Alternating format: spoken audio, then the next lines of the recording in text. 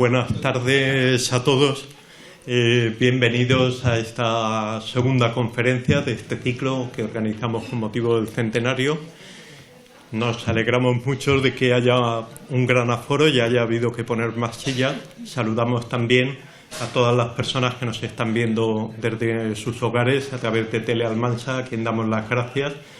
Y luego, pues posiblemente en Internet, en las redes, se verán las conferencias. Conferencias que son importantes porque la devoción a la Virgen no es solo cuestión de sentimientos, que también, y de emociones, que también, sino que hay que poner la cabeza a funcionar, a pensar, a conocer. El conocimiento es muy importante también para nuestra devoción a nuestra patrona. Y en ese sentido la ponencia de esta tarde nos va a ayudar muchísimo. Yo estoy convencido de ello. Tenemos con nosotros a Miguel Juan Pereda Hernández, nacido en Almansa en 1951.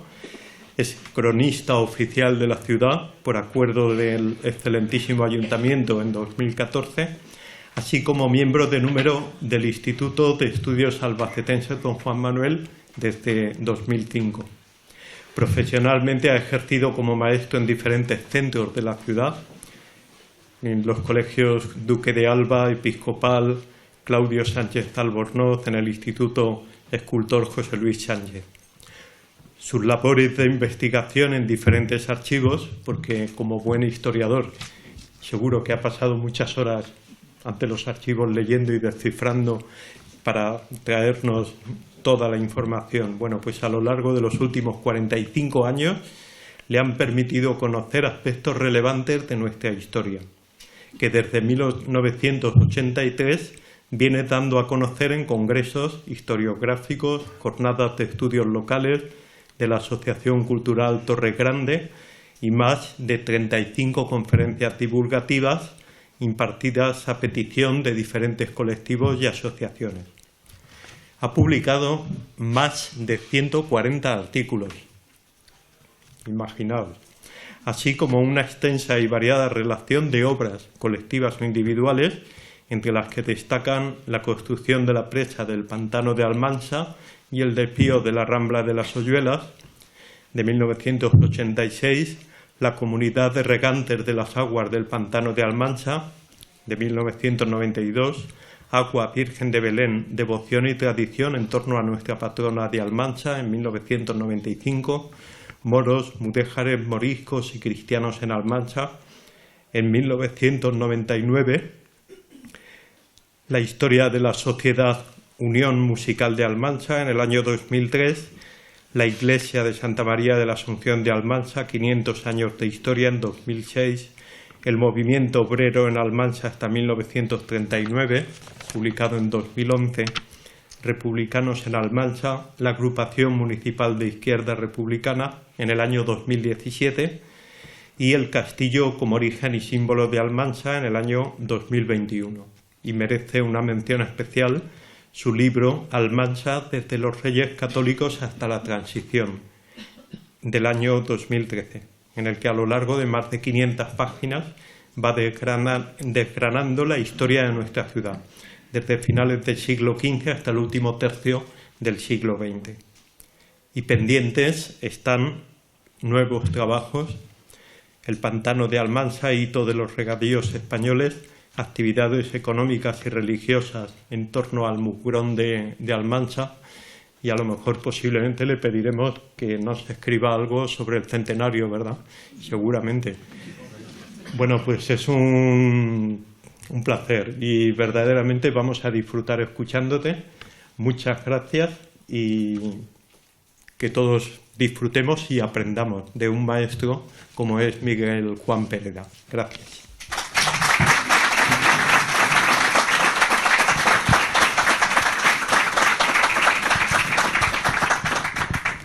¿Se oye bien? No sé, al final se oye. Es que ya la voz es me estoy quedando ya sin voz. Bueno, pues muchísimas gracias por la presentación, gracias por su asistencia y, como no, pues también agradecerles a la organización la deferencia que han tenido conmigo para invitarme a este acto, que sin duda me honra porque como almanseño y devoto de la Virgen de Belén, el participar en el centenario pues es para mí un motivo de orgullo. El título de mi intervención, como ven, es ¿Cómo fue la coronación de Nuestra Señora de Belén en 1925? Una aproximación histórica. Hemos de partir de un punto. Este centenario que celebramos es fruto de la devoción que a lo largo de 5 siglos Almansa le viene dispensando a Nuestra Señora de Belén. Hay datos ya escritos por notario, por escribano del rey, como se decía entonces, desde 1515, un testamento de Juan Sánchez de Belén en el que consta que ya existía la ermita. No son relatos ni cuentos que le cuenta el abuelo o el bisabuelo al nieto, sino documentos escritos. Y otro de 1528, ya en el archivo municipal, un acuerdo del archivo municipal, en el que se dan los nombres de 2 ermitaños, Domingo y Fray Cristóbal de Úbeda, que regían esa ermita de Nuestra Señora de Belén. O sea que hay datos escritos de la existencia de la ermita de Belén y de la devoción, lógicamente, desde hace más de 5 siglos.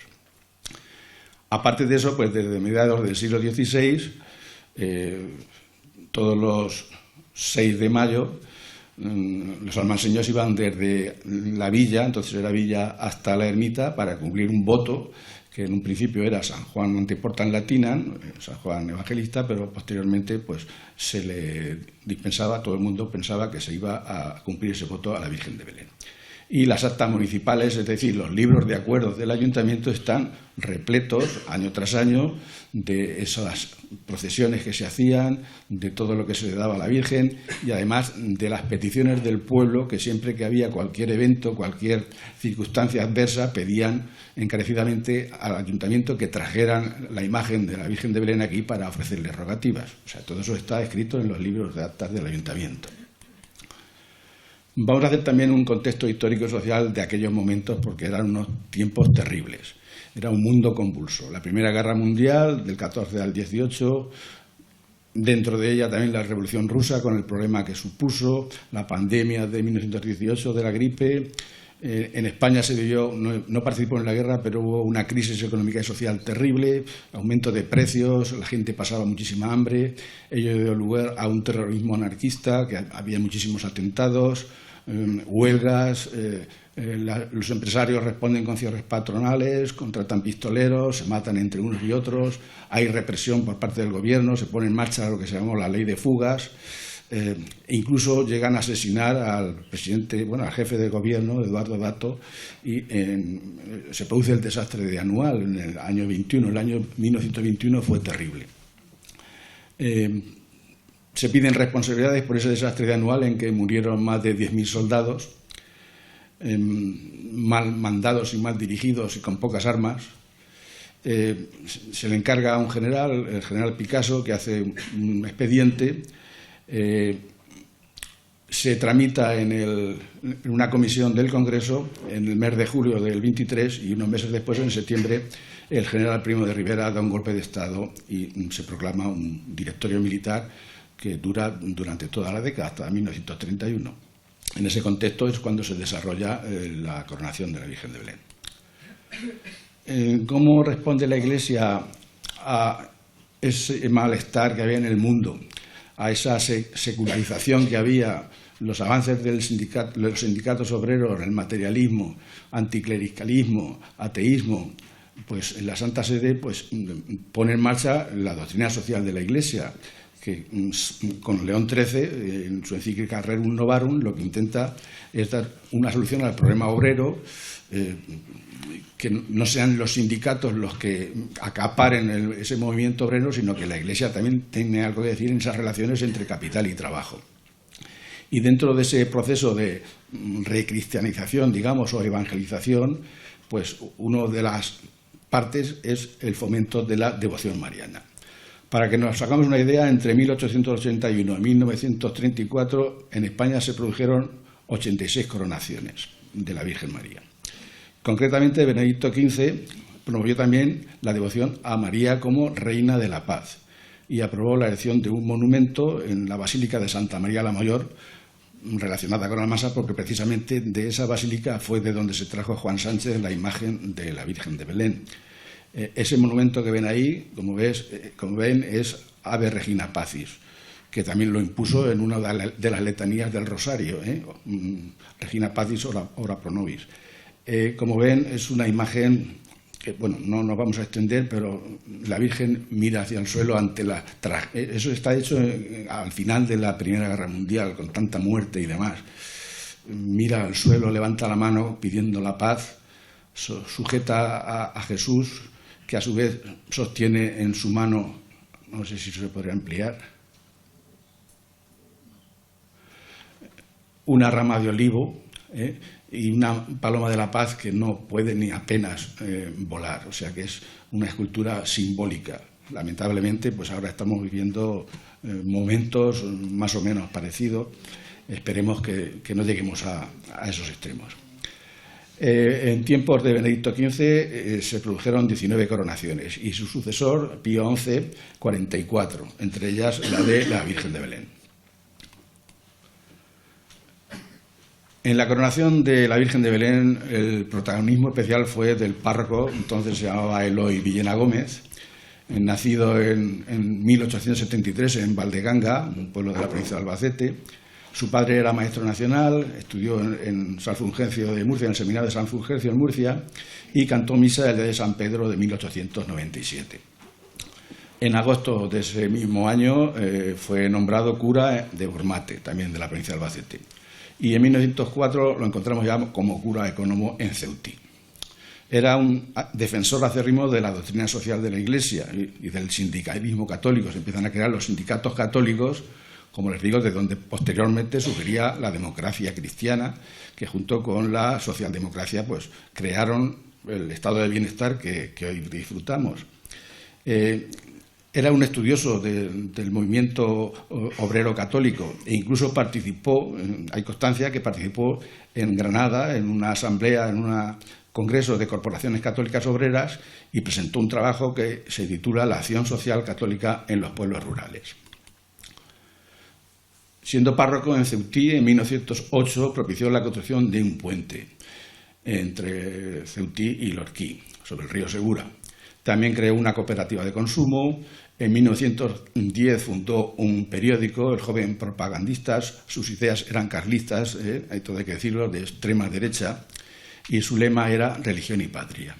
En ese periódico escribían fundamentalmente don Eloy Villena, con el seudónimo de El Vigía, era un acrónimo de su nombre, El de Eloy y Vigi de su apellido. Y también su hermano, su hermanastro, eran hermanos de padre, Florentino Villena Ruiz, era menor que él, le llevaba 17 años, o sea, don Eloy a su hermano Florentino le llevaba 17 años. Hizo una gran labor en Ceutí, prueba de ello es que el propio ayuntamiento le otorgó el título de hijo adoptivo y predilecto y rotuló una calle con su nombre que todavía existe. En Ceutí, si comprueban el plano, verán que hay la calle de don Eloy. No pone el apellido, pero calle de don Eloy. En 1911 vemos a don Eloy ya como cura párroco de La Unión. La Unión, como saben, era un centro minero con mucho movimiento obrero, anarquista y socialista, y es de suponer que lo manda allí el obispado para mediar en esos conflictos. Hay estudios de la Universidad de Murcia en que se describe a don Eloy como el principal agitador del sindicalismo cristiano católico en el territorio cartagenero. De hecho, también se dice que en 1917 se le reprocha a don Eloy que tras una procesión que se celebró en Portmán, una población cercana a La Unión, pues al terminar esa procesión dijo que él, se dice que dijo, pruebas no hay, esto está escrito en un periódico, que las sociedades obreras estaban malditas y las mujeres no debían acudir a ellas. ¿Cuándo viene don Eloy a Almansa? Pues en octubre de 1919.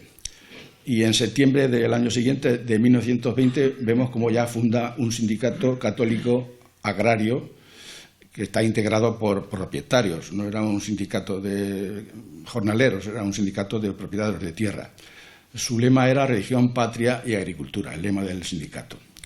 Ese día, 5 de septiembre, se bendijo su bandera, se dijo una misa con un desfile de la banda Unión Almanseña, repique de campanas y demás. Al terminar la misa, don Eloy bendijo la bandera y los padrinos del acto fueron el marqués y su señora de la Calzada, el que nosotros conocemos aquí como el marqués de Montortal, que era la figura política más importante en aquellas fechas. Era un diputado a Cortes y era el político conservador más importante de aquellas fechas, en la provincia de Albacete. Fueron los mismos marqueses los que presidieron la comitiva de regreso a la sede del sindicato. Don Eloy pues, fue miembro de la Junta Local de Reformas Sociales, lo vemos ahí, eso era el año 23. Intervino en la inauguración del monumento a Aniceto Coloma, promovió la creación de la Cruz Roja en el año 25 también, bendijo e inauguró la primera emisora de radio que hubo en la provincia de Albacete, que fue precisamente la de Almansa, EAR36, en 1927. También inauguró el campo de fútbol de la Glorieta, la red de aguas potables en 1930 y tenemos constancia de que en 1930 sufrió una conmoción cerebral de la que parece ser que en mayo estaba ya recuperado. Y hay constancias de que murió en Madrid de muerte natural en 1937. La primera relación que vemos de Eloy Villena con la Virgen de Belén es en 1921. Y es que un grupo de trabajadoras de Coloma deciden comprar una imagen porque coincide con el desastre de Anual, que habían muerto más de 10.000 soldados españoles en Marruecos. Entonces ayuda a la compra de esa imagen, ahí lo ven fotografiado con las trabajadoras de Coloma, y es para enviarla, se hace en enero del 22, se envía esa imagen a Anador. Tenemos aquí los nombres de todas esas operarias, como dices. Lo voy a leer porque normalmente nombres de mujeres vamos a encontrar poco. Ya saben que entonces solamente se hablaba de los hombres. Por eso, una ocasión que tenemos con el nombre de esas mujeres, vamos a leerlos. Y particularmente por otra cuestión, y es que entre ellas hay 2 hermanas de mi madre y una cuñada. Seguro que ustedes también conocen algunas que son familiares de algunos de ustedes. Concretamente, los nombres son Pascuala Valiente, Escolástica Gómez, una cuñada de mi madre, María y Julia Matea, Asunción González, Isabel Gómez, Belén Mínguez, María y Sacramento Hernández, hermanas de mi madre, Angelita Navarro, Eulalia Silvestre, Belén González, Carmen Soria, Rosa Collado, Aurora y Julia González, Carmen Navarro e Isabel Martínez. ¿Qué le quiero decir con esto? Porque sin duda alguna la mayor difusora de la devoción a la Virgen de Belén ha sido siempre la mujer. Llamémoslas madre, esposa, abuelas, tías. Yo no sé si es cuestión mía, pero yo siempre que veo a la Virgen de Belén desfilando siempre me acuerdo de mi madre. Me imagino que a muchos de ustedes les pasará lo mismo. O sea, han sido las que han inculcado esa fe, esa devoción en la Virgen de Belén a la mayoría de todos nosotros. Se produjeron obras en el santuario entre el 22 y el 23, siendo hermano mayor don Nicolás Díaz Real, pero falleció en el 24, no pudo participar en la cuestión del centenario. Pero se hicieron obras importantes. A la izquierda ven cómo era la fachada de la iglesia del santuario antes de 1922 y a la derecha cómo quedó después. No sé si recordarán que hay una placa de mármol que pone 1922. También se hicieron obras en el antiguo granero que se transformó en un salón y 2 alcobas. Pero la coronación de la Virgen de Belén no fue una exclusiva de Almansa, sino que había un proceso, por ejemplo, ya en 1923, que fue cuando empezó a gestarse. Resulta que ya habían sido coronadas la Virgen de la Caridad en Cartagena, en abril, la Virgen de los Desamparados, no era de esta diócesis, era de la de Valencia, en mayo del 23, y la Virgen de las Virtudes en Villena el 6 de septiembre. O sea que había ya precedentes. En cuanto a coronaciones, los almanseños siempre han denominado a la Virgen de Belén Reina de los Ángeles.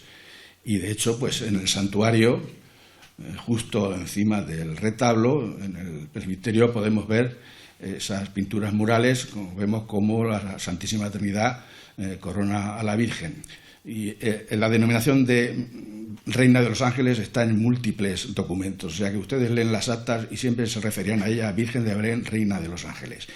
Y además es que si ven todos los ángeles que hay alrededor, en los retablos, en las pinturas, en la misma corona, E incluso en la fachada de la iglesia de la Asunción, como ven, en la parte de abajo está el arcángel Gabriel en la Anunciación, y luego en la parte de arriba, en la Asunción, están los ángeles subiendo al cielo a la Virgen.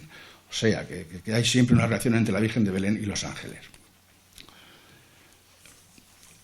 El primer, digamos, hito para conseguir la coronación es la fundación de un periódico, que lo hace don Eloy Villena. Se llama La Voz de Almansa, y es como si dijésemos el órgano propagandístico e informativo, pese a que muy poca gente sabía leer entonces. Eran analfabetos en torno a la mitad de la población o incluso más. Pero, ¿qué ocurría? Pues que en cada casa, cuando se recibía ese periódico, pues todos se ponían alrededor, siempre habría alguno que sabía leer o algún vecino, y lo leían entre todos y estaban todos pendientes de lo que allí ponía de cómo iba el proceso. O sea, que era una manera de juntarse y hablar del proceso de la coronación. El primer número salió en agosto del 23 y del último, al menos que yo tengo, en mayo del 25, para dar detalles de cómo fue la coronación. Y es la principal fuente, por lo menos desde mi punto de vista, para conocer cómo fueron los acontecimientos. Estaba sujeto a censura eclesiástica, se imprimió en dos lugares distintos. Unos se imprimieron aquí en la imprenta de Constantino y otros en Murcia, en la Escuela Asilo de la Purísima. Era una especie de hoja parroquial. Y prueba de ello es que la correspondencia debía ser dirigida a don Eloy y la administración, redacción y dirección estaban en la casa parroquial. Los principales redactores, por don Eloy, que firmaba con sus apellidos, o como el párroco, y su hermano Florentino, que hacía lo propio y a veces con el seudónimo Palitroques. Hay otros colaboradores, como por ejemplo Pedro Miguel Sánchez, que era franciscano, o Miguel Sánchez Forte, que era abogado, fue secretario municipal de 1907 a 1910, incluso un cronista oficioso sin nombramiento, pero que escribía sobre la historia de Almansa y algunos le denominaban cronista. También escribió un cuento José Conde García, la Junta que se formó, la Junta de la Coronación, un tal X, como vemos, lo de el Twitter antiguo ahora se llama X, pero entonces también hay uno, que no sé quién sería el tal X, pero también firma artículos con la firma X. Manuel Giralonso, del que no tengo datos, Pedro de la Asunción Vélez, que como sabemos, pues los hermanos Bravos, que son era familia de los hermanos Bravos, escribieron un monográfico sobre él, pastor y poeta, y Francisco Mejías Gutiérrez, del que tampoco tengo noticias. En un principio el proceso de la coronación era muy parco, era muy comedido. Se creó incluso una comisión gestora integrada por don Eloy Villena y los directivos de la Sociedad de la Virgen. Su presidente, Mariano Rodríguez de Paterna, el tesorero, Francisco Ferrero, padre de Isabel Ferrero, y Pascual Ibáñez era el secretario, que era farmacéutico. En un principio se limitaba a comprar un manto que estaba ya pagado en ese momento, pagado con el dinero ya fijo, porque se iba a sufragar con la tómbola de muñecas que se instalaba en feria. También se quería construir un nuevo trono o retablo en el altar mayor de la parroquia y no hacer una corona nueva, sino simplemente enriquecer la antigua corona de estilo plateresco, es decir, limpiarla, asearla y ponerle alguna joya más. O sea que era un proyecto muy comedido.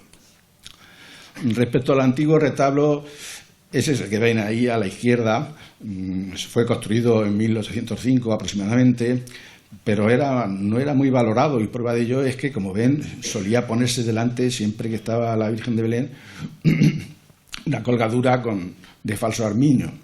Ya en ese momento de publicar el primer número de La Voz de Almansa, se había contactado con Bellido, que sería el que hizo el retablo, que había pedido presupuestos, se tenían planos y se habían hecho previsiones para que lo hiciese en 2 años, para el 25.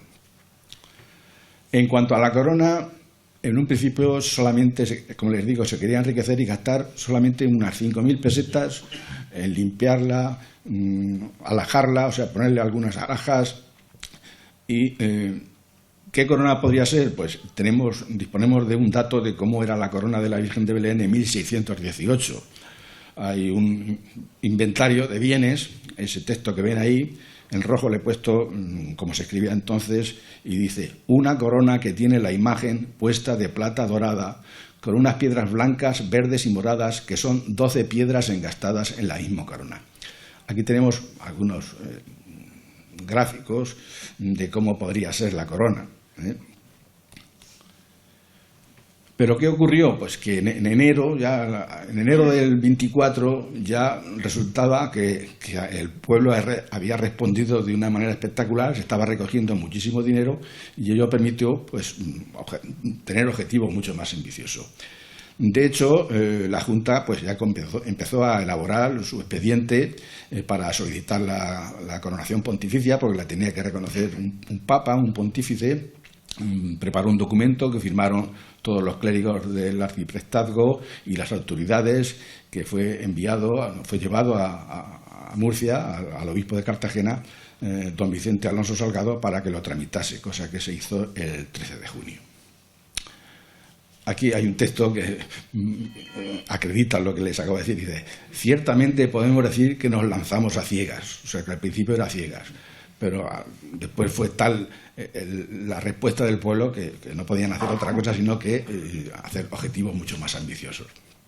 En cuanto a la nueva corona, en septiembre de 24 ya se decidió hacerla, la nueva corona de estilo Renacimiento, pero todavía se dudaba si hacerla de oro o de plata dorada. Se tenía previsto las cantidades que se iban a recoger, pero quedaron esas cantidades fueron sobrepasadas, porque aquí vemos cómo en noviembre de 24 ya se llevaron a fundir lo que hasta entonces se llevaba recogido, y eran unos 2.285 gramos de oro y casi 5,5 kilos de plata. Y hay muchas alhajas, algunas tasadas en 20.000 pesetas, e incluso una única sortija que valía 7.000 pesetas. Una de los acuerdos que tomó la Junta fue, lo pone textualmente abajo, dice: todos han visto muy acertado el acuerdo de publicar las listas de suscripciones para satisfacción de los donantes y estímulo de los demás. Es decir, a todo el mundo le gusta ver su nombre publicado en el periódico que dice que ha dado tanto. Además, eso a su vez hace que el vecino, pues si mi vecino ha puesto, pues yo también. Y sobre todo también por calles, como pueden aquí, no se ve muy bien, pero esto es la lista de calles que estaban dando, calle por calle: calle de la Estrella, tanto; calle del Castillo, tanto. Y entre las mismas calles, pues también le gustaba competir entre ellas a ver qué calle aportaba más.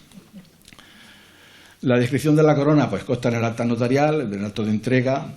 Era de estilo Renacimiento español. Esto es un resumen. Estaba fabricada con 2,5 kilos de oro, tenía 1.800 perlas aproximadamente, 8 esmaltes, 16 ángeles de marfil, 350 diamantes, brillantes, topacios, amatistas, rubíes, 24 alhajas antiguas y una cruz de perlas y brillantes en la parte superior. Medía unos 45 centímetros de altura y 35 de diámetro. En cuanto a la aureola, que le llamamos nosotros, pero en el texto también se le llama nimbo o resplandor, era también del mismo estilo, Renacimiento. Estaba fabricada no de oro sino de plata dorada y estaba adornada con 10 amatistas, con perlas, 4 esmaltes con los 4 evangelistas, 2 ángeles orantes en su base. Lo ven aquí, como ven, las referencias a los ángeles son constantes, y otros 2 ángeles en la parte superior que sostienen una corona sobre el escudo de Almansa. De alta, la aureola pues medía más de 1 metro y unos 78 centímetros de anchura. En cuanto a su valor material, se estimaba en 250.000 pesetas. Recuerden que en un principio se pensaba gastar 5.000, pero se gastaron 250.000 pesetas. Eso es valor material, de los materiales que llevaba. En cuanto al arte, a la orfebrería, pues era inapreciable, según recoge Pérez, el cronista Pérez y Ruiz de Alarcón en su libro de Historia de Almansa. También se compuso el himno, como saben, de la coronación por el maestro Pascual Marquina, director de la Banda de Ingenieros de Madrid, y la letra del arcediano de la Catedral de Murcia, Pedro Gil García, que fue antiguo párroco de Ceutí, así es que debería ser íntimo amigo de don Eloy. Recuerden que también estuvo mucho tiempo de párroco en Ceutí. En cuanto al retablo, ya empezó a hacerse en 1924, se desmontó el antiguo, y era del imaginero valenciano Bellido. Costó en total de 23.000 pesetas. En un principio estaba presupuestado en 18.000, pero se hicieron algunas mejoras de 5.000 pesetas más. Y acabó de ser instalado en abril del 25. Era de estilo Renacimiento. Estaba decorado en oro con lo que es el sagrario, lo ven aquí. En el texto le llama tabernáculo, es el sagrario.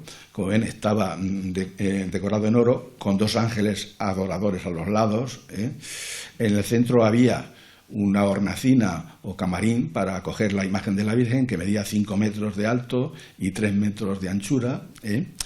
A los lados había también otros 2 ángeles con candelabros, y el retablo estaba contorneado con guirnaldas doradas de flores, y arriba otros 2 ángeles que con una mano sujetaban una María, el símbolo de María, y con la otra mano una guirnalda de flores. Como ven, la constante de ángeles es una constante en la historia de la Virgen de Belén. También se renovó el pavimento de la iglesia. El antiguo era de ladrillo rojo, que todos ustedes habrán conocido, ese ladrillo rojo, e incluso se cubría con esteras de esparto, y se cambió por un pavimento de mármol, y un zócalo blanco y gris de Macael, en la provincia de Almería. Los vecinos fueron contribuyendo con donativos a razón de 16 pesetas el metro cuadrado o 4 pesetas por loseta. Como ven aquí, hay una relación también, simplemente puesto al principio, como ven, don Eloy pagó 10 metros y el presidente de la Sociedad de la Virgen, Mariano Rodríguez Partena, 25 metros. Pero bueno, la relación es extensísima. Muchos almaseños pagaban una losa, niños, y además dar el diminutivo del nombre, fulanito de tal, pues una losa o 2 losas. También se cambiaron las campanas, fueron sustituidas las viejas para refundirlas. El 26 de enero del 25 se produjo un hecho curioso, y es que fue izada la campana gorda, la Virgen de Belén, que pesaba 143 arrobas, y se puso ahí, pues ahora disponemos de grúas y demás, pero entonces pues se recurrió a polipastos, que era un juego de engranajes, poleas, maromas y tornos. Aquello fue digno de ver. De hecho, asistieron incluso el alcalde, los concejales y un enorme gentío.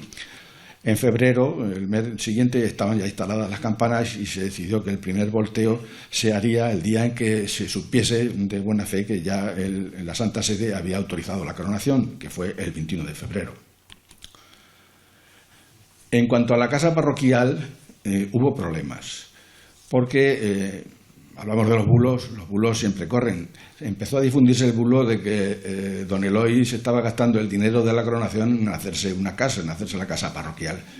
Por lo cual, el propio sacerdote, como ven, difundió esa octavilla al pueblo. Está firmada por don Eloy Villena Gómez, no sé si no se verá, pero más o menos viene a decir que eran 2 cuentas completamente separadas, que para hacer la casa parroquial lo que se había hecho era vender la antigua casa parroquial que estaba al lado de la Capillica del Rosario, con autorización del obispo. También se habían vendido unas fincas que la iglesia tenía en San Benito y por el Hondo, y se habían recibido diversos donativos de tierra por parte de algunas familias, como por ejemplo los Enríquez de Navarra y demás. En total se habían recogido 20.000 pesetas, que era con lo que se pretendía hacer la casa. Y había 2 cuentas separadas. Lo que era la cuenta de la coronación, lo pone abajo, la cuenta de la coronación la llevaba el tesorero de la Sociedad de la Virgen, Francisco Ferrero, mientras que los fondos para construir la casa parroquial estaban en manos de José Pérez López, o sea, 2 personas completamente distintas. El propio don Eloy pues recoge en otro artículo del periódico La Voz de Almansa de febrero de 1925, en el que se lamenta de que va a costar la casa más de 20.000 pesetas, y van a faltar 6.000 pesetas y no se podía terminar. Próximo a la coronación ya pues se empezó a hacer festejos, o sea, se creó también una junta central de fiestas de la coronación.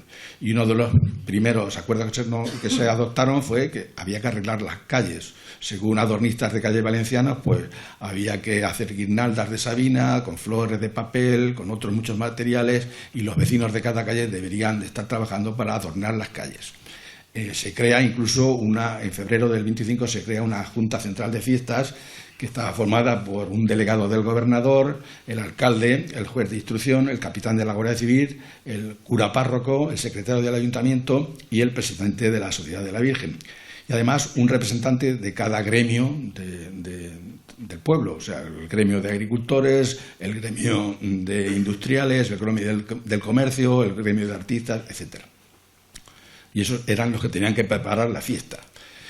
Esa Junta Central nombró a su vez las diferentes comisiones, concretamente una comisión de músicos y alojamientos, porque entonces no era como antes, que como saben las bandas vienen y se van y vuelven al día siguiente, ¿no? Entonces las bandas tenían que quedarse aquí todo el día. Por ejemplo, la banda de Villena estuvo los días 3, 4, 5 y 6. La de Ingenieros de Madrid el 5, el 6 y el 7. No, a ver, la de Villena 3, 4, 5, 6 y 7. La de Ingenieros 4, 5 y 6. Y la de Alpera 5, 6, 7 y 8. También se creó una comisión de tiro a pichón. Es algo que ahora pues no tiene aceptación, no repugna ese deporte, pero entonces es que gustaba mucho lo del tiro a pichón. Otra comisión de fuegos artificiales, una comisión para una fiesta literaria que se hizo, otra comisión de arreglo de calles y fiestas de colores que se dejó en manos de la Escuela de Artes y Oficios, que como saben dirigía don Adolfo Sánchez, una comisión de etiqueta, que era como entonces se le llamaba a lo que ahora se llama protocolo, entonces se llamaba comisión de etiqueta, cuyos miembros eran la propia Junta, el director de la propia Junta Central, y por último una comisión de verbenas. Días antes, ya a finales de abril, concretamente el 22 y el 25 de abril, en La Verdad de Murcia, que era el órgano de los sindicatos de la Federación Católica Agraria, como ven, en primera página, la coronación de Nuestra Señora de Belén, exhortación episcopal. El obispo pues hizo una especie de resumen de por qué se hacía esa coronación, de lo que se debía hacer, o sea, de todos los trámites, ¿eh? Y eso, como les digo, salió publicado en La Verdad de Murcia los días 22 y 25. El día 22 la mitad y el 25 la otra mitad. El programa de festejos, sin duda, pues para mí es una obra de arte. Desde la portada, con el vitorero, la Virgen de Belén, con los ángeles imponiéndole la corona, el tipo de letra, que es la típica de los años 20. Las ilustraciones eran de un tal Edwards, no sé quién era, y se imprimió en la imprenta de Constantino Sánchez, que era el alcalde en aquellos momentos. No nos vamos a detener porque esto está a disposición de todos ustedes. Lo mismo los números de La Voz de Almansa, como este programa de festejos. Si en internet se meten en la página de Cultura, ahí tienen un archivo y están todos los números en PDF de La Voz de Almansa y el programa de fiestas. Los programas de fiestas, no solamente hasta el año 70 y tantos. Pero vamos, que es un programa ven el escudo de Almansa en cada página, día por día, con el diagrama dibujos, aquí música, aquí el tiro pichón, aquí el día 5, lógicamente, pues aquí el escudo de la Santa Sede, el escudo de la diócesis, la Virgen, el 6 de mayo, pólvora, el 7 de mayo, porque las fiestas ese año duraron desde el día 3 hasta el día 10, ¿ven? 8 de mayo, 9 de mayo y 10 de mayo. Y en la última página se hace un resumen del himno de la coronación. Y tenemos también una crónica de cómo fue la coronación, porque lo habitual suele ser que encontremos un programa que nos digan lo que hay que hacer, pero luego no tenemos constancia de si se han hecho o no se han hecho. Ahora sí, ahora desde hace unos años, como saben, en cada año en la revista de fiestas se dice lo que se hizo el año anterior. Pero lo normal en los años anteriores, los años 50 o 60, pues ves el programa de fiestas, pero no tienes constancia de si la mitad se hicieron o no se hicieron. Pero es que en este caso, es que el número 9, que pone que es número extraordinario, nos da un detalle de cómo fueron los actos.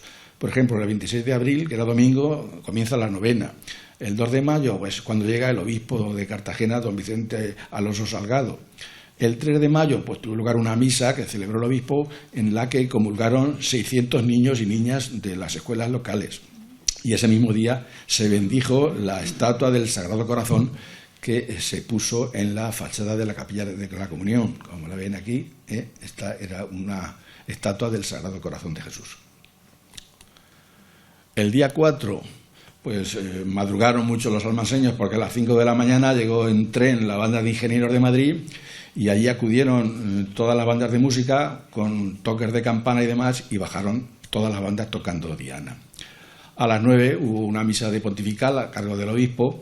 Aquí está la relación de todos los prelados que participaron. No les voy a cansar leyéndolo, pero vamos, es de primera fila. Muchísimos de ellos miembros de primera fila del arzobispado, otros del obispado de Cartagena, el cura de Albacete, que era de aquí de Almansa, el cura de Montealegre, etcétera, etcétera. O sea que una misa de pontifical que pone ahí que era la primera vez que se hacía ese tipo de misa en Almansa. A las 3 de la tarde llegó el obispo de Jaca, don Francisco Frutos Valiente, que también tuvo una destacada participación en la coronación. A las 11 se celebró un simulacro de ataque al castillo, y a las 12 se produjo lo que llamaban la Gran Alborada.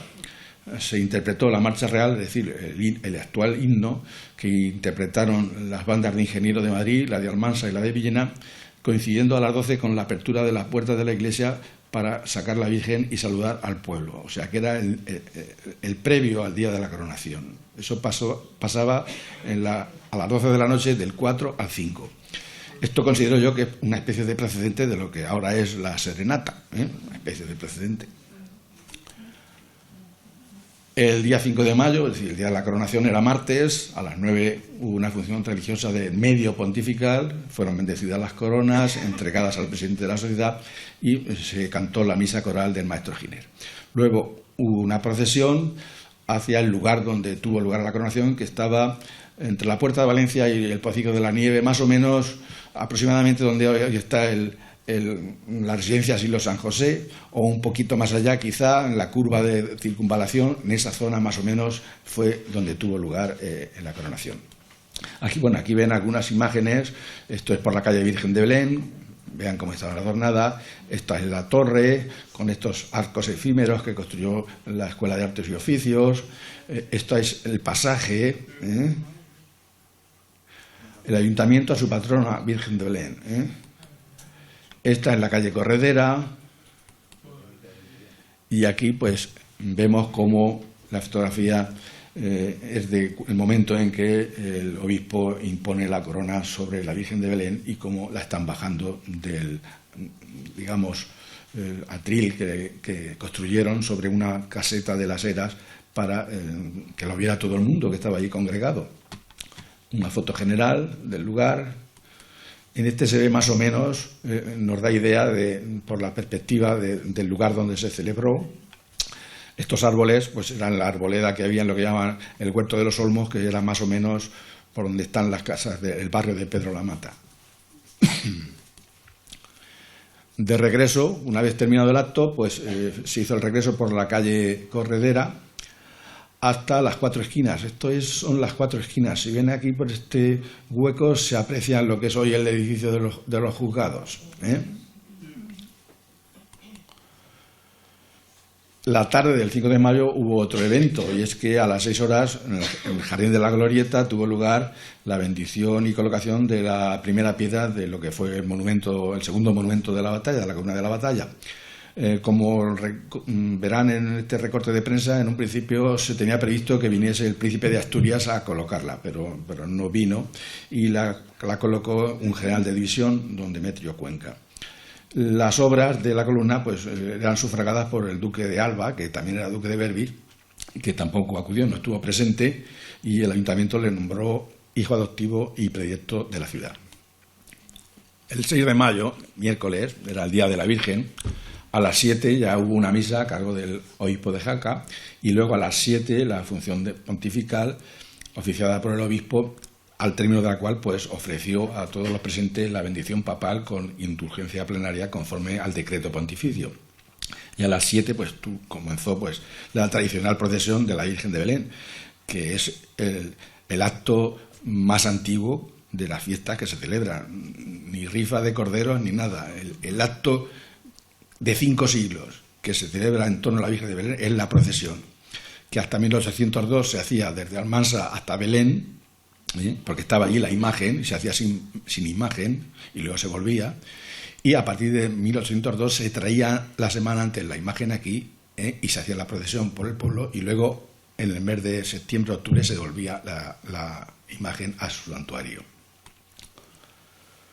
El día 7 fue el día de la colonia almanseña de Madrid. Se fue el obispo de Jaca. Se produjo el certamen literario en el Teatro Principal y un banquete de despedida al maestro Marquina. El día 8 hubo una función religiosa organizada por todas las asociaciones religiosas de la ciudad y tuvo lugar el fallo del concurso de calles engalanadas. Este es el final del pliego del fallo.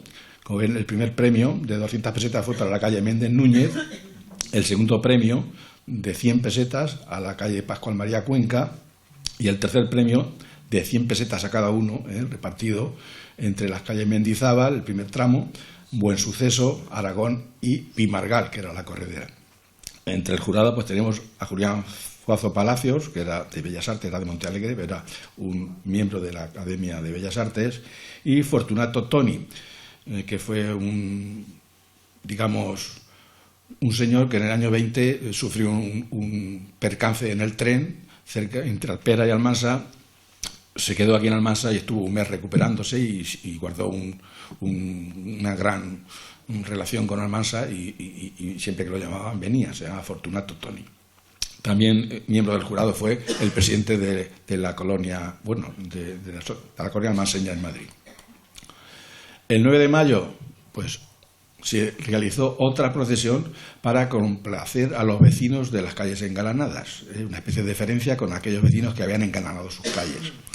Y el 10 de mayo, una función religiosa dedicada al clero, tanto secular como regular, y una nueva procesión de la patrona.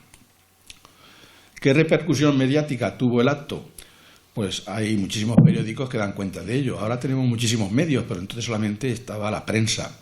Pues, por ejemplo, el Diario de Albacete, el Defensor de Albacete, Centauro, también que era de Albacete, El Debate, Siglo Futuro, Las Provincias, La Unión Ilustrada, Mundo Gráfico, La Verdad, El Castellano. Algunas incluso incluían fotografías. Por ejemplo, estas aparecieron en La Unión Ilustrada. Estas otras, El Mundo Gráfico, fotografías de Isidoro Cámara, esta y esta, ¿no? Y esta otra en la revista de Centauro, ¿no? No, esta fue en las provincias de Valencia. Fíjense, una fotografía de un fotógrafo muy importante que se llama Carlos Artú, que era de Valencia. Y esta en Albacete, la revista Centauro. Curiosamente, pues también hubo su anécdota, y es que el corresponsal del Diario de Albacete se quejó de la poca consideración que se había tenido con la prensa y especialmente con su periódico. Les leo textualmente, dice: con los representantes de la prensa se ha tenido en este caso muy poca consideración, viéndose obligados a cumplir sus deberes de información con gran dificultad, causa por la cual sentimos no ser más explícitos en detalles. Lo hacemos constar doloridos de que la parte que concierne a el diario haya sido la más directamente ofendida. No sabemos lo que pasaría. Y este recorte de prensa también es muy curioso. Fíjense el título: Una coronación para ir aprendiendo. Eso es de Toledo, el castellano, en Toledo. Y es que en Toledo estaban preparando ya la coronación de su patrona, la Virgen del Sagrario, que sería coronada justo un año después, en el año 26.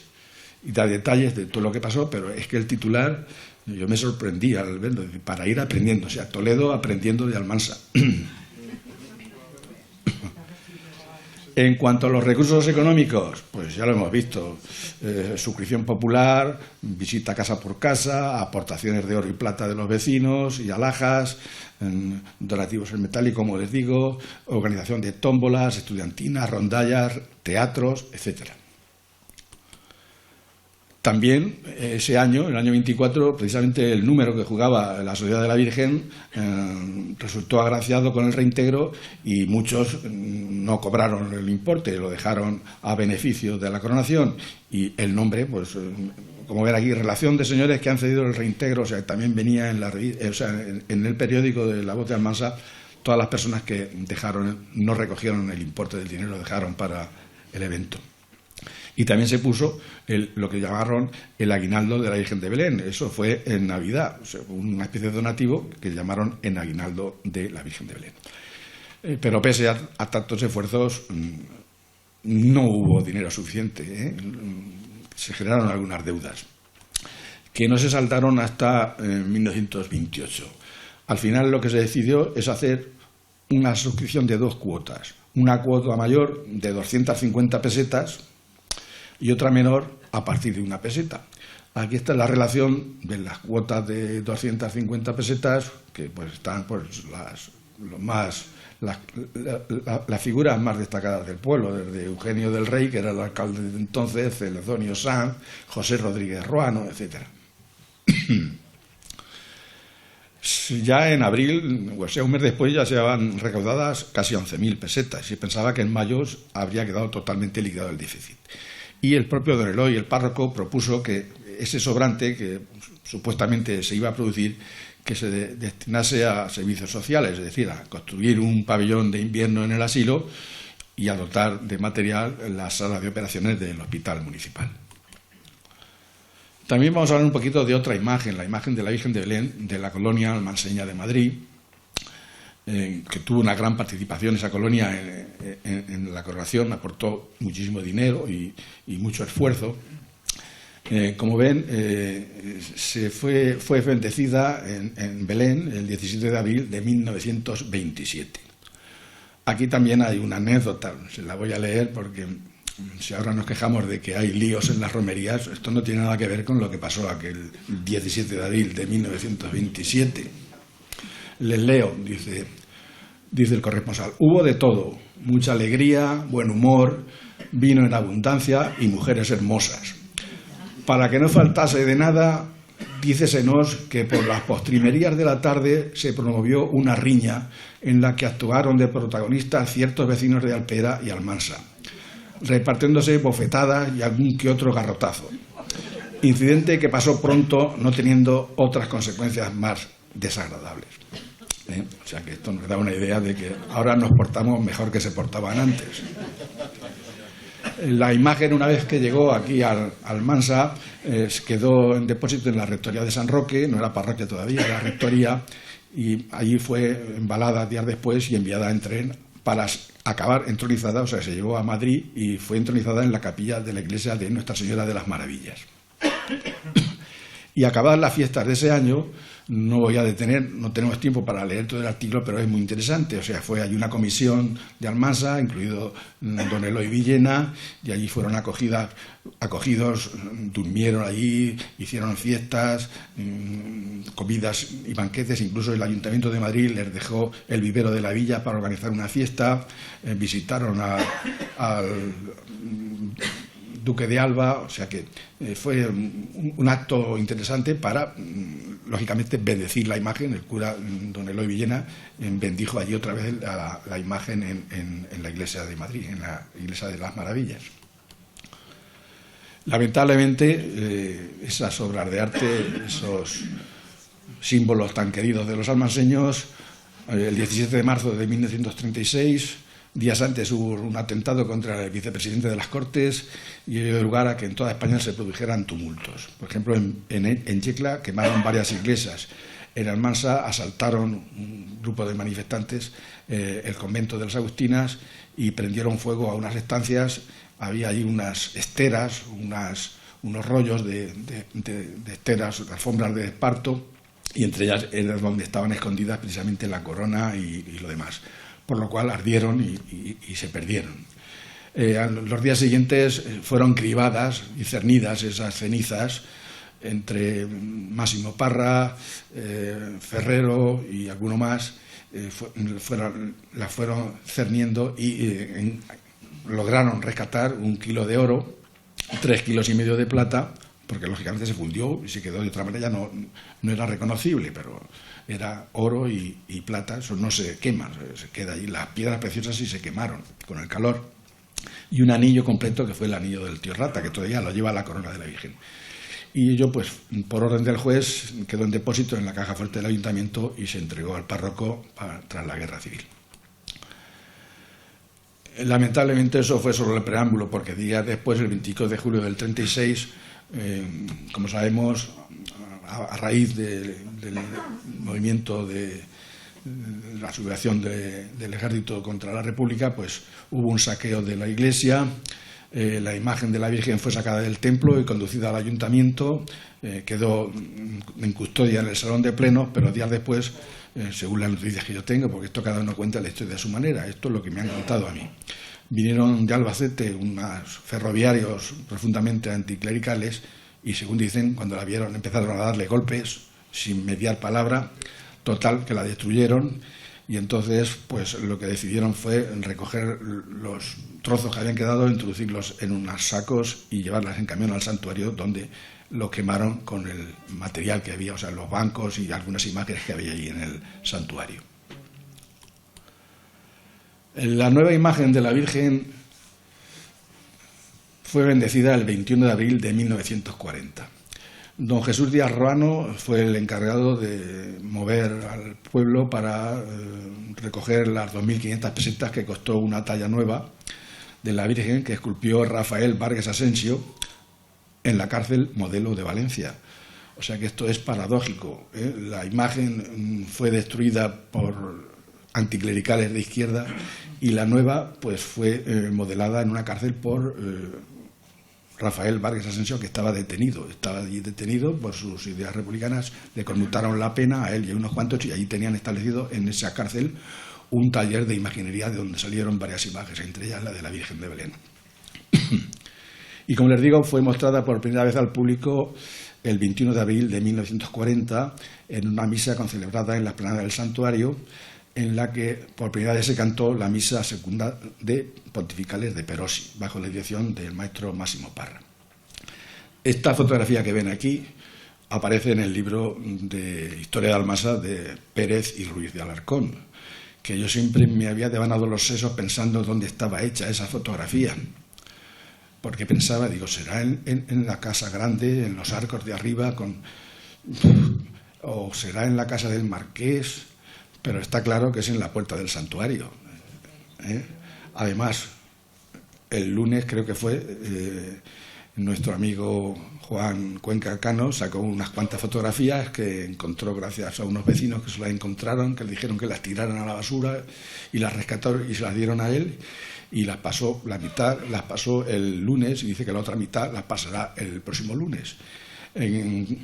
Por mediación de mi amigo también Jesús Bernardo Torres, pues me llegaron algunas y son unas fotos magníficas. Yo no sé cómo es posible que esas fotografías hayan pasado tantísimo tiempo oculto sin que nadie haya dicho nada. Aquí hay, no lo sé, yo no sé, se lo dejo a los jóvenes investigadores para que investiguen a ver por qué esas fotografías tan importantes y tan interesantes, porque tuvieron que tener copias de ellas en muchas casas de Almansa y no se ha sabido nunca de nada de ellas.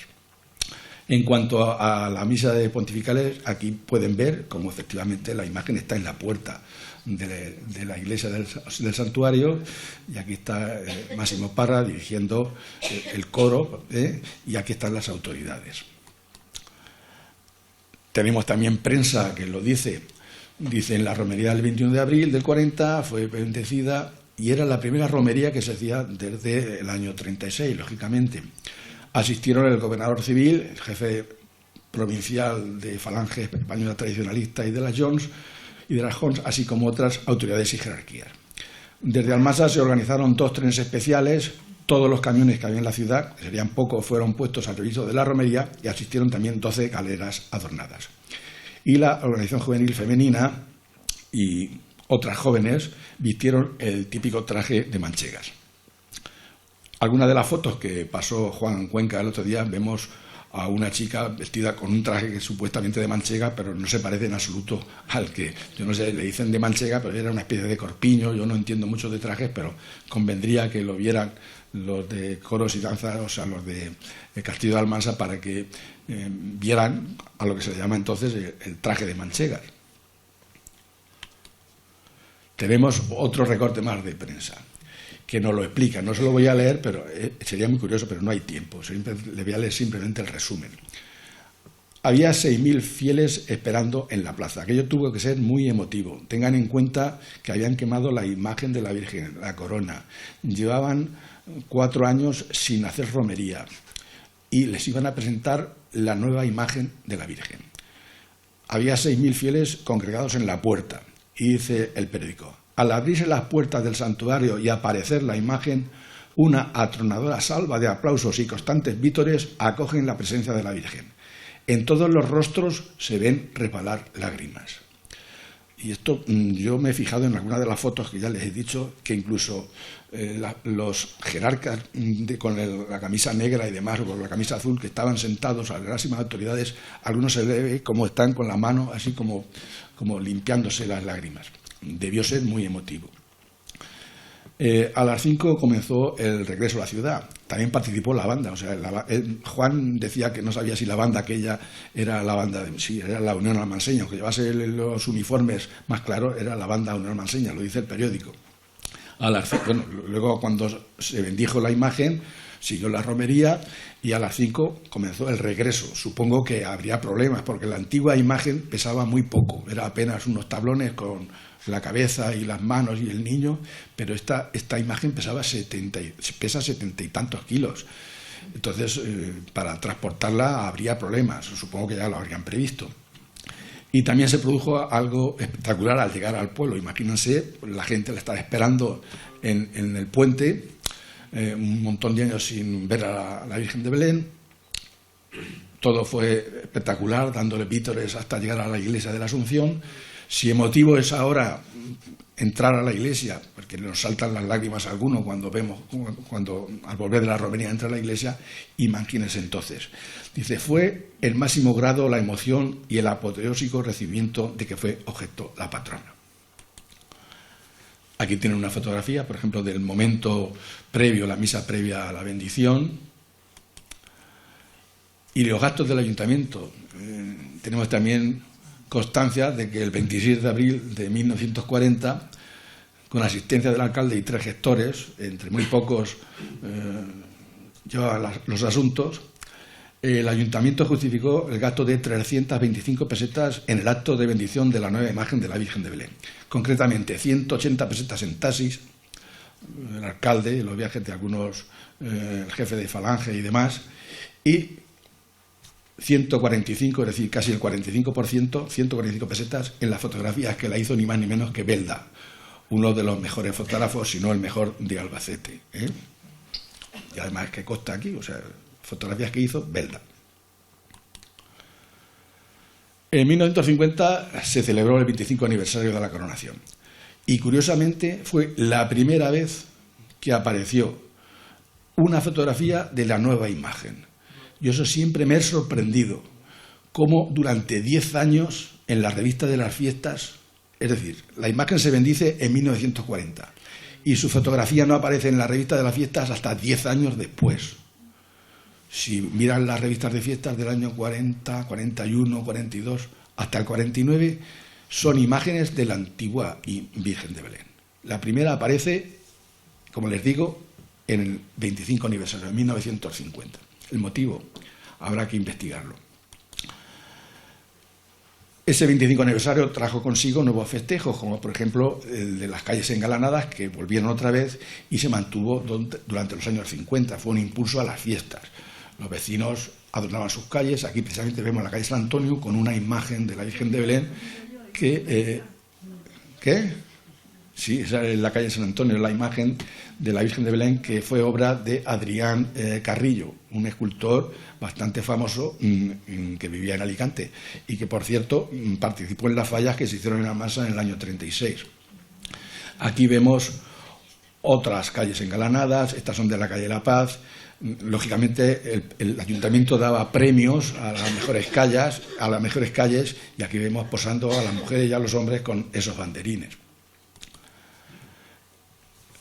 25 años después, en el 75, pues tuvo lugar el 50 aniversario de la coronación, que se pidió permiso, como ya no existían ni la corona ni la imagen, eran completamente distintas, se pidió permiso para hacer una nueva coronación, que, como saben, impuso las nuevas coronas el almanseño Monseñor Delicado Baeza, en la explanada de la antigua fábrica de Coloma.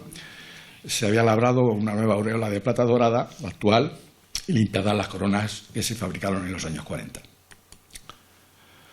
Ello dio lugar también a un tipo de fiesta mucho más participativa.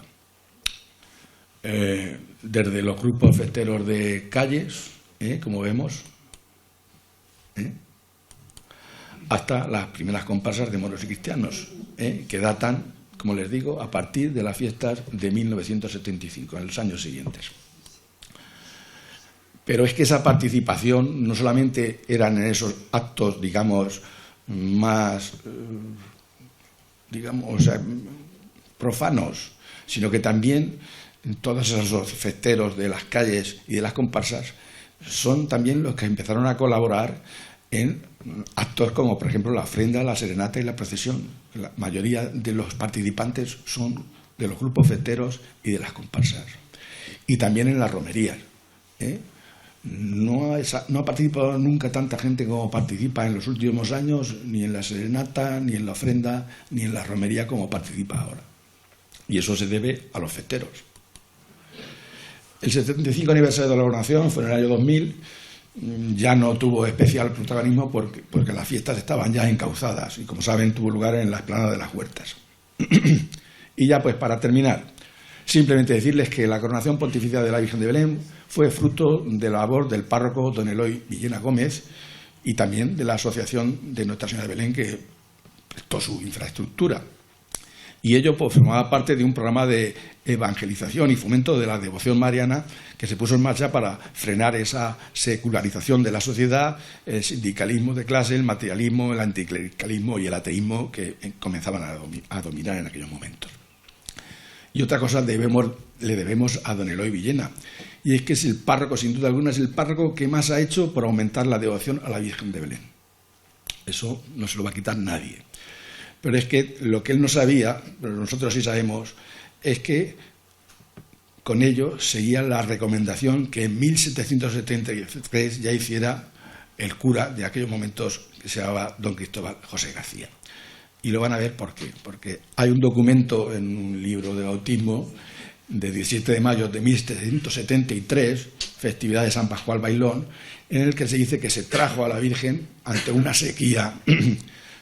No llovía, se trajo la imagen de la Virgen y a los pocos días llovió de una manera espectacular. De tal manera que muchos, dicen, algunos doctos y piadosos varones dijeron que ello podría atribuirse a una especie de prodigio. Y entonces, al final, el propio cura dice que escribe, dice, lo noto en este libro y firmo como cura propio para que mis sucesores procuren aumentar la devoción. Por otra parte, que no seamos tan exclusivos, no pensemos que como somos el ombligo del mundo, ¿no? La coronación de la Virgen de Belén no fue nada excepcional, porque entre 1923 y 1929, en lo que es la diócesis de Cartagena, a la que pertenecía entonces Almansa, la Virgen María fue coronada bajo 6 advocaciones, porque la Virgen solo es una. Esto también hay que recalcarlo. La Virgen María es una. Yo no sé por qué la gente empieza a decir la Virgen está... No, la Virgen es una, lo demás son advocaciones. ¿Y cuáles fueron estas? Pues, por ejemplo, la Virgen de la Caridad en Cartagena, en abril del 23, la de las Virtudes en Villena, en septiembre del 23, la de Belén en Almansa, 5 de mayo del 25, la de las Maravillas en Cejín, en septiembre del 25, la de la Fuensanta en Murcia, el 25 de abril de 1927, esta ya no la pudo hacer el obispo. Las 4 primeras sí que la hizo el obispo de Cartagena. Esta fue el nuncio apostólico, es una mayor categoría que el obispo. Y la de la Consolación en Molina de Segura en octubre de 1929. Aquí era ya muy mayor el obispo y no pudo hacerlo. Lo hizo el provisor o vicario general de la diócesis. Aquí tienen fotografías de todas esas imágenes. El principal impulsor de ese plan, hay que dárselo al que era obispo de la diócesis en aquellos momentos, que era don Vicente Alonso y Salgado, que fue uno de los fundadores del periódico La Verdad de Murcia. Lo que nosotros conocimos como La Verdad de Murcia surge financiada y apoyada por el obispo de Cartagena, por el obispado de Cartagena. También creó la Federación Católica Agraria, promovió los círculos católicos obreros e incluso instituyó la cátedra de Sociología en el Seminario de Murcia para interesar a los futuros sacerdotes en los problemas obreros, para mediar con el pueblo, con los obreros, para solucionar ese eterno problema entre capital y trabajo, que todavía no se ha solucionado. Llevamos 100 años y todavía no se ha solucionado. En la trayectoria del obispo, pues, antes de venir a Murcia, había sido obispo de Astorga. Y tanto le gustó Murcia que, a pesar de que le ofrecieron ser arzobispo de Zaragoza y de Sevilla, renunció a ello para continuar en Murcia. También, como saben, hemos hablado de otro obispo, el obispo de Jaca, que era don Francisco Frutos Valiente, que precisamente a finales del año 25 fue nombrado obispo de Salamanca, era de Murcia, fue también otro cofundador del periódico La Verdad, y era uno, si no, el orador sagrado más elocuente de su tiempo. Decían que tenía un pico de oro. De hecho, lo llamaban a cualquier evento que había en la casa rural, o sea, en la casa real, entierros de familiares, o sea, era un gran predicador. Incluso en 1920 había sido nombrado hijo predilecto de Murcia e incluso estuvo propuesto para conceder la medalla de oro de Murcia.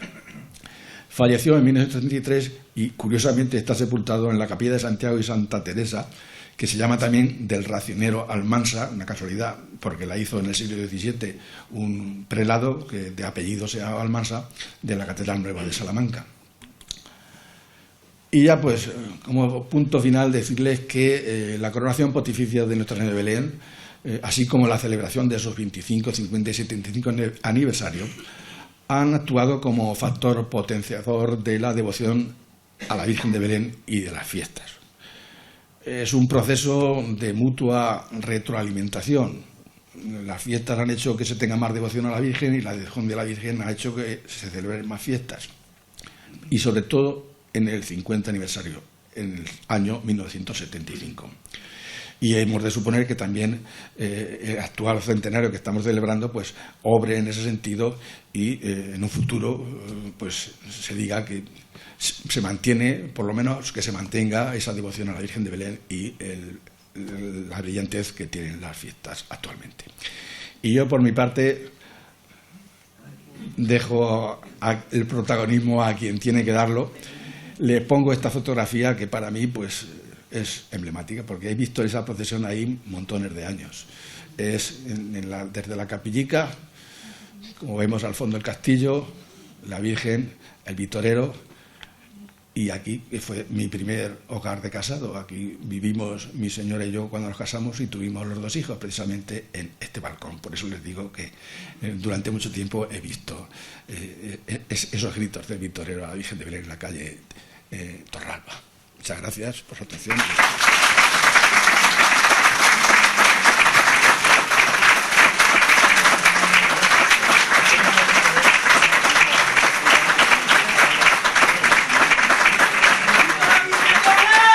¡Viva!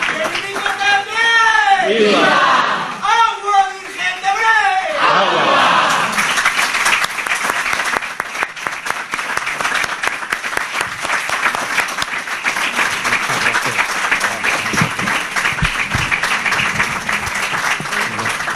Yo creo que se han cumplido los 2 pronósticos que he hecho al principio.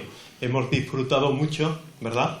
Y hemos aprendido muchísimo. Agradecer a Miguel Juan, porque sin duda detrás de esta exposición hay innumerables horas de trabajo que sí que aunque sea... De disfrute. Que esto es de disfrute. Sí, pero bueno, muchas horas de trabajo y un esfuerzo que te lo agradecemos de verdad. Y luego yo personalmente pues también encantado de haber conocido a don Eloy Villena. Llego a la conclusión, me la vais a permitir, que entre los 3 curas que estamos aquí en Almansa más Pedro Juan, no le llegamos ni a la suela de los zapatos. Y es cierto, esa generación de sacerdotes, de religiosos, de laicos, tenían una devoción tan profunda que la llevaban a todo. Lo llevaban al campo social, al campo de la familia, al campo de la cultura. Bueno, pues que la celebración de este centenario nos sirva también a todos, no solo a nosotros, para recuperar esa devoción. La semana que viene os recuerdo que continuamos con la última ponencia que dará Pedro Juan Martínez Serrano, hermano mayor de la Sociedad de la Virgen, todos le conocéis, con el tema textos y música de la devoción a la Virgen de Belén. Os esperamos a todos. Muchas gracias Miguel Juan.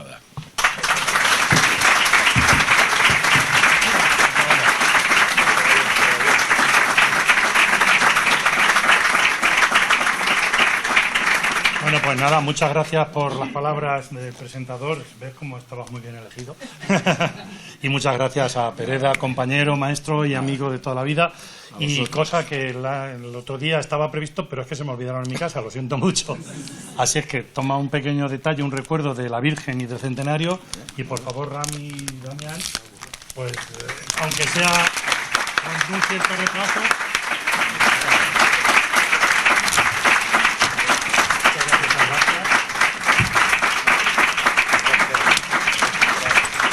Pues nada, como ya he dicho, quedáis emplazados para la semana que viene y muchísimas gracias por vuestra asistencia y sobre todo, lo acabo de decir, ya veis que en todos los escritos que hacemos nuestro objetivo, espero conseguirlo, es mantener y aumentar la devoción a la Virgen de Belén, que como veis no está reñida con nada, es decir, que cada uno en su vida personal puede pensar, hacer y actuar como quiera, pero creo que en Almansa nuestro sentimiento, hasta para los que no hemos nacido aquí, nos llena. Entonces, pues creo que debemos mantenerla porque es un legado de 500 años y eso nos enorgullece.